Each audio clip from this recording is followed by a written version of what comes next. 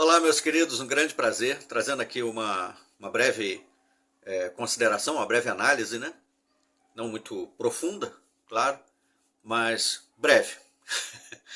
Por exemplo, como eram conhecidos os verdadeiros discípulos de Jesus lá no primeiro século?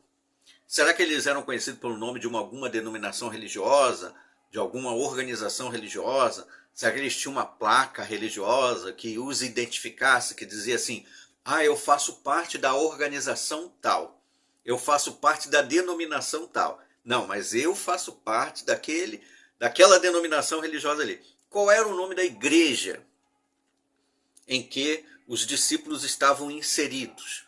Então, se nós recorremos à Bíblia, né, como autoridade, e formos lá no livro de Atos, por exemplo, no capítulo 11, e aí nós vamos pegar apenas esse versículo aqui, se você quiser leia o contexto todo, que ele não vai alterar o que diz aqui no versículo 26, que diz assim: e sucedeu que todo ano se reuniram naquela igreja, naquela congregação, e ensinaram muita gente.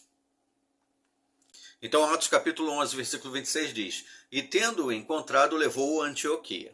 Barnabé e Paulo, né, estavam trabalhando, atuando. Barnabé estava procurando por Paulo, conhecido antes como Saulo, e tendo-o encontrado, levou-o a Antioquia. E aconteceu que por um ano inteiro eles se reuniram com a igreja, com a congregação, com as pessoas, né? Lembrando que o termo igreja, utilizado na Bíblia, se refere a um grupo de pessoas reunidos. Hoje em dia o termo já modificou de significado em parte.